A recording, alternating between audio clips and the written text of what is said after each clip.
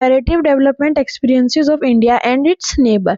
तो इस चैप्टर में हम इंडिया की जो डेवलपमेंटल जो स्टेजेस थी ना, उन्हें हम कंपेयर करेंगे चाइना और पाकिस्तान के साथ कि उन्होंने अपने डेवलपमेंटल प्रोसेस में क्या क्या रिफॉर्म्स लाए, क्या क्या नई पॉलिसीज लाई और क्या क्या नए रूल्स एंड रेगुलेशंस लाए, क्या क्या पॉलिसीज, तो क्या क्या रिफॉर्म्स लाए। तो हम उन्हें बहुत डिटेल में डिस्कस करेंगे और उसके बाद में हम उनका कंक्लूजन निकालेंगे उन डेवलपमेंटल स्ट्रेटजीज का।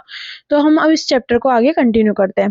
तो आफ्टर वर्ल्ड वॉर सेकेंड यहाँ पर हमारे इंडिया में मतलब नेशंस के बीच में कोल्ड वॉर हुआ था, जो कि हुआ था यूएस और यूएसएसआर के बीच में। यूएसएसआर प्रेजेंट टाइम के रशिया के नाम से जाना जाता है। प्रेजेंट टाइम में रशिया ही है जो उस टाइम का यूएसएसआर था। तो हम आगे पढ़ते हैं। Nations have been primarily trying to adapt various means which will strengthen their own domestic economies. तो आफ्टर कोल्ड वॉर जो नेशंस थे उन सब ने अपने अपने इकोनॉमी को स्ट्रॉन्ग बनाने के लिए बहुत सारे वेरियस रिफॉर्म्स लाए, पॉलिसीज लाई, मतलब बहुत सारे प्रयास करे कि उनकी जो इकोनॉमी है वो काफी स्ट्रॉन्ग हो जाए। Various nations are also trying to understand the developmental process pursued by neighboring countries as it allows them to release their own strength and weakness in comparison to their neighbors.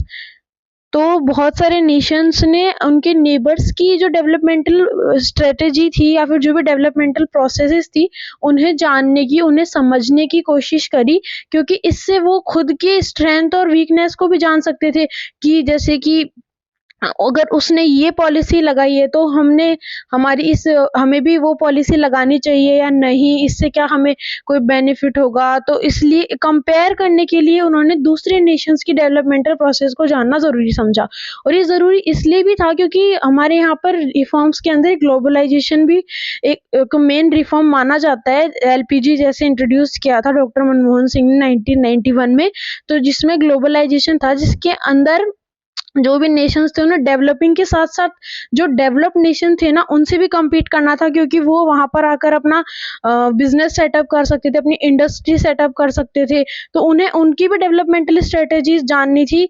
इसलिए ये बहुत important था कि हम अपने neighbours की developmental strategy को understand करें, उसे समझें और उससे अपनी वीकनेस और अपनी स्ट्रेंथ का पता लगाएं और कंपेयर करें अपने नेबर्स के साथ। Various regional and global economic groups, मतलब बहुत सारे रीजनल और ग्लोबल इकोनॉमिक ग्रुप्स भी फॉर्म करे गए, जिनमें से सार, European union, Asian, G8, G20, G7 और ब्रिक्स एक्सेट्रा, ये थे कुछ ग्रुप्स बनाए गए थे। अब जैसे कि जो इंडिया है वो सार का मेंबर है। Out of this India is a member country of सार, G20 एंड ब्रिक्स। तो आप एक बार इन ग्रुप्स के बारे में गूगल भी कर सकते हैं, बाकी मैं आपको थोड़ा बता देती हूँ। जो सार है उसमें सारे जो साउथ एशिया के जो भी कंट्रीज हैं वो सारी उसके अंदर आती हैं। ये ग्रुप्स हमें एक प्लेटफॉर्म प्रोवाइड करते हैं जहाँ पर हम अपना कॉमन इश्यूज को डिस्कस कर सके, सबके कॉमन इंटरेस्ट के बारे में बात कर सके। तो ये है, अब हम नीचे पढ़ेंगे कि हमें इन ग्रुप्स की जरूरत क्यों पड़ी। और ये जो G8, G20 इनका मतलब है group of 8 countries, group of 20, ये आगे पीछे होते रहते हैं नंबर्स में। तो अब आगे चलते हैं, अभी हम आगे जाएंगे। तो जैसे कि हम यहाँ पे देख पा रहे हैं, these groups provide a platform to raise their voice in a unified manner on common issues to safeguard their common interest। ये जो ग्रुप्स थे एक प्लेटफॉर्म प्रोवाइड करते थे सारी कंट्रीज को, जहाँ पर वो अपने मुद्दे, जो भी उनका मुद्दा था उसके बारे में डिस्कस कर सके, अपनी आवाज उठा सके, मतलब अपने कॉमन इश्यूज को डिस्कस कर सके और अपने कॉमन इंटरेस्ट को भी डिस्कस कर सके। These groups provide a platform to raise their voice in a unified manner on common issues to safeguard their common interest। और इन रीजनल इकोनॉमिक ग्रुप्स का एक मेन रीजन ये भी था कि वो इंटरनेशनल ट्रेड को प्रमोट करते थे, क्योंकि जब इतनी सारी कंट्रीज एक ही प्लेटफॉर्म पर जाकर अपने कॉमन इंटरेस्ट, कॉमन गोल्स को डिस्कस कर रही हैं, तो इससे बहुत सारे ट्रेड रिलेशंस भी बनते थे कंट्रीज के बीच में।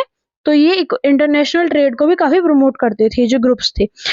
One more purpose behind setting up of these group is maintain peace and stability of the members country. इन ग्रुप्स को सेटअप करने का एक मेन ये भी था कि कंट्रीज के बीच में शांति बनी रहे, स्टेबिलिटी बनी रहे, क्योंकि वो सारे अपना कॉमन इंटरेस्ट कॉमन, तो इसके अंदर यही था कि वो common interest, common issue, international trade को प्रमोट करना और पीस एंड स्टेबिलिटी बनाए रखना। अब हम आगे वाला पॉइंट पढ़ते हैं। We will compare the trend in various economic and human development indicator of India. तो हम वेरियस इकोनॉमिक्स को पढ़ेंगे यहाँ पर, जैसे इंडिया और चाइना के हम इकोनॉमिक्स पढ़ेंगे और जानेंगे कि उन्होंने क्या क्या स्ट्रेटेजीज लाई, क्या क्या रिफॉर्म्स लाए, क्या क्या पॉलिसीज लाई। अब जैसे कि हमें पता है कि इंडिया शुरू से एक डेमोक्रेटिक कंट्री रहा है, जो कि एक सेक्युलर और एक लिबरल कॉन्स्टिट्यूशन को फॉलो करता है। लिबरल मतलब यहाँ पर सभी के पास अपने अपने राइट्स हैं। सेक्युलर यहाँ पे कोई भी धर्म जाति के हिसाब नहीं देखा जाता, मतलब सबको इक्वल माना जाता है। और चाइना में उस टाइम पर आई थी कमांड इकोनॉमी, मतलब कि ओनली कमांड इकोनॉमी का मतलब ये यहाँ पे ये है कि वहाँ पे सिर्फ जो सेंट्रल गवर्नमेंट थी वही सारे डिसीजन लेगी। वहाँ पर जो पब्लिक थी, जो भी जनता थी, उससे कोई भी राइट्स नहीं मिले थे।